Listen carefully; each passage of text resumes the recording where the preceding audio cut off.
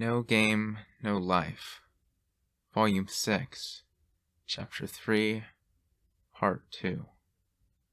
1 + 1 = Deathless. Prone on the ground, Riku, Virgin 19, drowned in tears.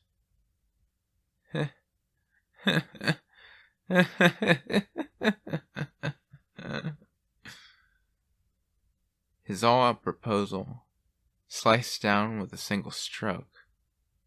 The end of the world had arrived a bit early. Come on, Riku. Why don't you just forget about it? Silly old world.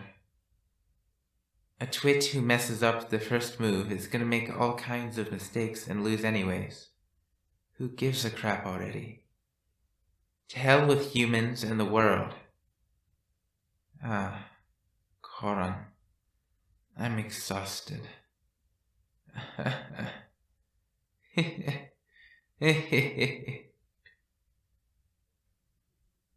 Riku, I request an explanation. Well, I'm sorry I got carried away. I'm just a damn virgin. Please don't rub salt in my... Riku rolled laughing on the ground, as if broken. Denied. Please explain. Shui came across unnaturally inexpressive, given the topic. Marriage. A contract formed between mating pairs of humans. As if pulling her reference information from a dictionary, and not even appropriately, she projected. You have evaluated my utility, and wish to lock me for exclusive use? No, I just want to be by your side forever. Why? I'm by your side. Right now. That's not what I mean. Look, see, as a life partner. Partner. One who accompanies ally or spouse? Yes, that's the one, that one. As a spouse. But as Riku nodded desperately, Shui remained impassive. Spouse. Husband, wife.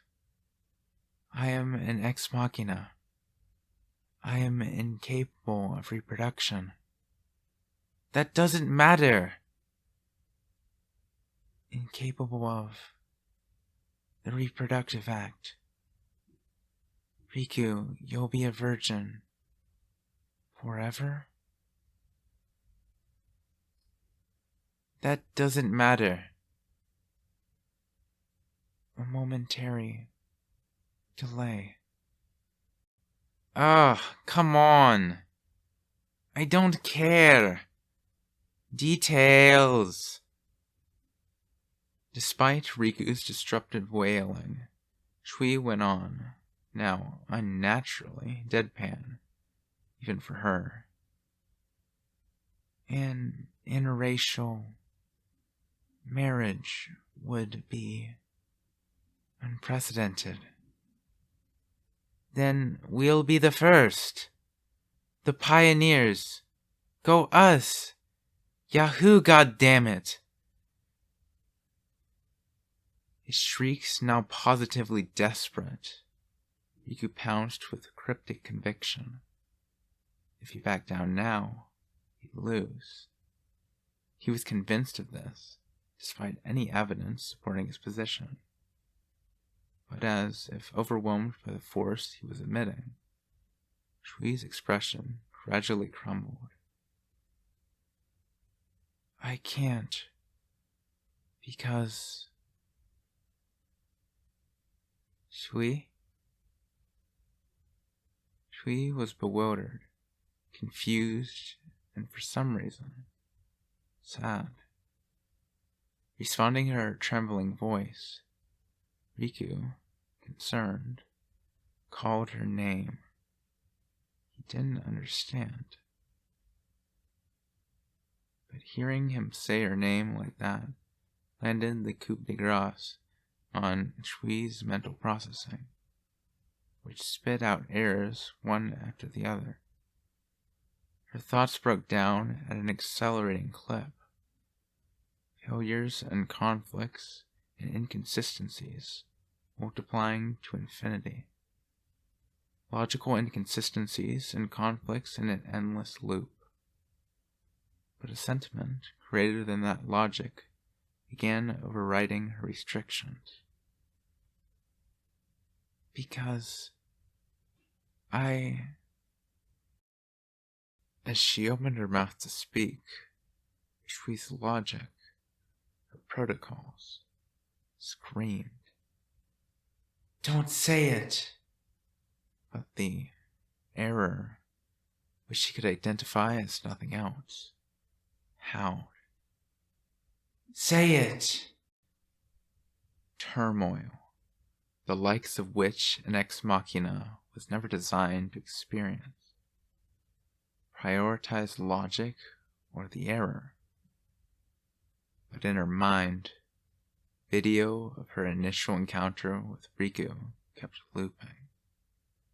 The associated errors, and defined errors such as fear and guilt, collided. And Shui's thoughts betrayed her as with a trembling voice. "Because I'm the one who destroyed your homeland." They prioritized the error. 12 years earlier, in a rare circumstance, Ex Machina had engaged in a large-scale conflict. The enemy was one of the 3 rulers of Dragonia, Leaf, the Ultimate, and his 7 followers. The forces on the Ex Machina side were organized as a Mit-El cluster of 8 Uber clusters, including the Quell. Each cluster contained 437 units, totaling 3,496. A full fourth of Ex Machina resources had been dedicated to this truly epic battle. The result of the conflict? A strategic victory for Ex Machina. The losses on each side were as follows. Enemy: Leaf the Ultimate and 7 followers terminated. Friendly: 1,468 units lost, 42% of dedicated troops. Forces effectively devastated. Almost all the losses were attributable to Leaf the Ultimate's dying blow, his ultimate roar, which cost him his life, his far cry. 0.007 seconds after the far cry of the Ultimate One was initiated, approximately 20% of the Ex Machinas involved in the conflict were vaporized. 0.018 seconds later, the Pieufeu made a quick judgment based on the information of the Sahir. No armament capable of adequate defense against ultimate far cry could be found in the Ex Machina arsenal. They transmitted the results of their analysis to the Befehler and estimated the damage that would occur in the 0.4 seconds it would take for the Zekener to develop a new armament. Estimated damage, 90% casualty rate. Strategically equivalent to annihilation, it would spell defeat. However, one Pieufeu proposed not blocking the far cry, but deflecting it. Ex Machina possessed an armament capable of bending the orientation of energy. Org 2807 Umweg. They estimated that deploying multiple instances of this armament would mitigate the damage an additional 20%. The proposal was immediately approved by the Befehler. The far cry's trajectory was bent, and it skewed off far beyond the battlefield. The Ex Machina losses, severe as they were, fell short of devastation. The Piefer that formulated this proposal deemed it necessary to reanalyze the deflected far cry based on the damage.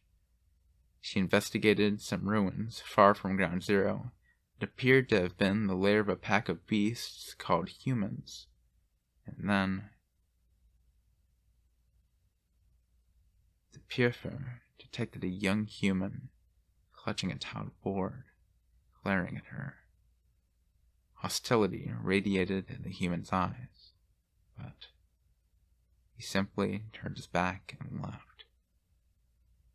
To the Bierfer, the unit tasked with analyzing the situation, his actions were inexplicable. Though in a dire situation, the human assessed the enemy calmly and dispassionately, and it chose to live. This clearly did not correspond with the instincts of a beast. The gaze that it had leveled at the Piefer held neither fear nor emptiness, but a bottomless, deeper than the far cry of the ultimate one, heat. The Piefer produced an error. Astonishment. The child had been convinced he could win. Just not yet. Hypothesis. Could that have been something Ex Machina lacked? Heart or life? Something enabling conclusion without evidence, bestowing certainty beyond calculation? The Piefer determined that humans, particularly the specimen, required further analysis. However, her subsequent study generated an abundance of errors, necessitating that she be disconnected and discarded. Ubercluster 207, Piefer 4F57T9 hyphen capital umlaut U C207 capital PR4F57T9. The unit later renamed by the same specimen. Shui. Now, after that, can you still say those things?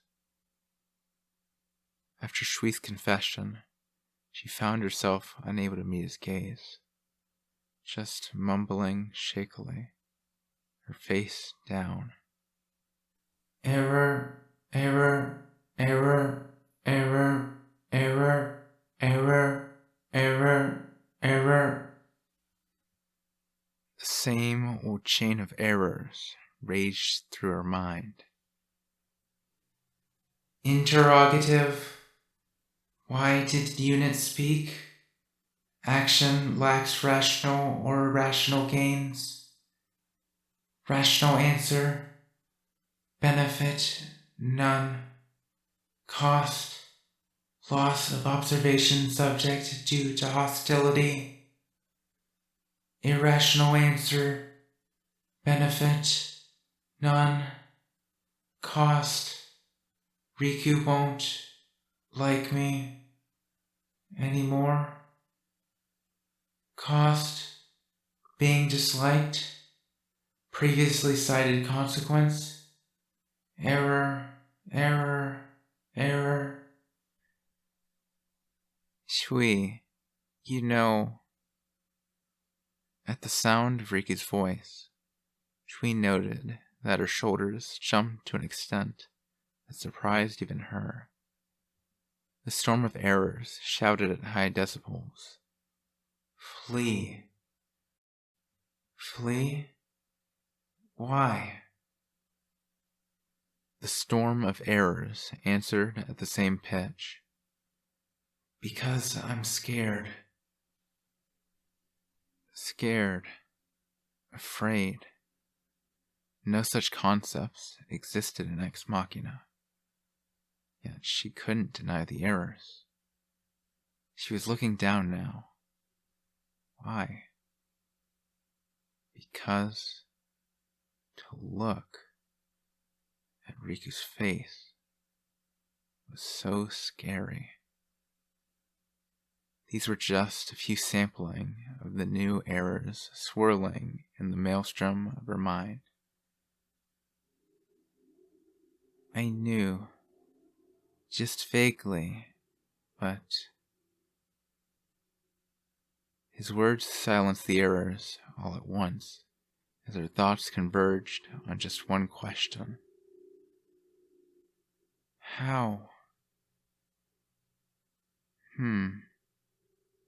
It's embarrassing to say, but I first sensed something was funny. Riku bashfully scratched his head. When we first met the first time and wondered, how does she know I'm a virgin? Riku chuckled as Shui apparently froze. Well, there were other things, too. Like how you said you'd confirmed I had a heart. How you took for granted that my heart was the reason humans had survived in this world. How you were waiting for me somewhere far away from the village. How game number 1 is chess. So, yeah. Shui could only stare as Riku sheepishly smiled, as if to say, your defenses aren't as good as they look, are they?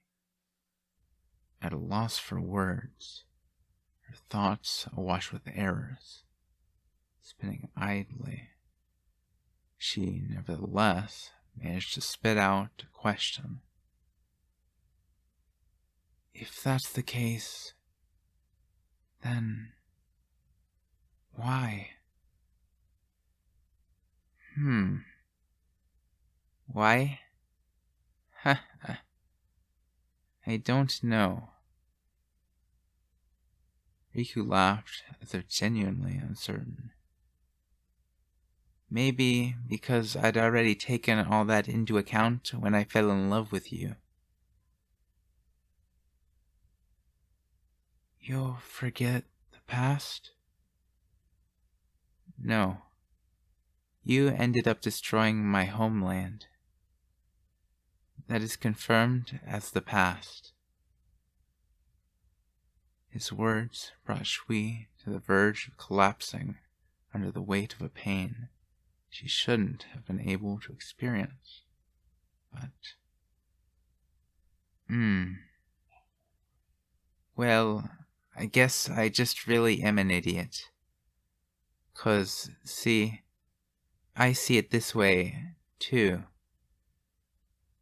Whether trying to hide his embarrassment or sincerely self-recriminating, he scratched his head.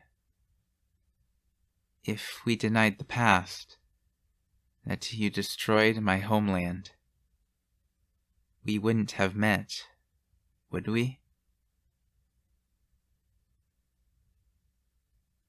She felt suffocated, a machine with no respiratory organs.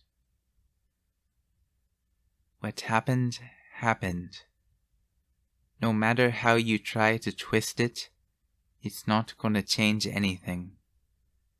That's not what humans are about. Riku slowly walked up to her, knelt. We gnash our teeth at what happened, cry, wail, then say, next time, and move on. But... and touched her cheek with his hand, gently cupping her chin, lifting it up. That's why you got interested in me, right? And there he was, smiling like a child, seeing her frightened expression reflected deep in Riku's eyes. She herself was shocked. Riku continued quietly, as if to soothe her. I'll never deny the past. Your past, your present by my side, your future, which I want to share. I love them all. And your guilt? Just throw it away. Whoosh. Unfortunately, humans, well, maybe I'm just an idiot. In any case, we don't have room to look anywhere but now. Waiting for tomorrow, hoping for next time. Taking the past into account, you know? So, Riku took Shui's left hand. If you'll be there for me, I'll be able to want to keep going in this world. Gently place the ring on her finger. If you'll be there for me, I'll make it through my heart's hold. Showed it to her. It's stone red, just like her eyes. If you'll be there for me, I'll never lose my smile again. And then, as if somehow vexed, so please, if you don't hate me. I don't hate you. That's not true at all. Riku held out his hand to Shui as she shook her head as if to cut him off, and he made a wish. Then, will you ignore all logic and walk the same path as me? As my wife.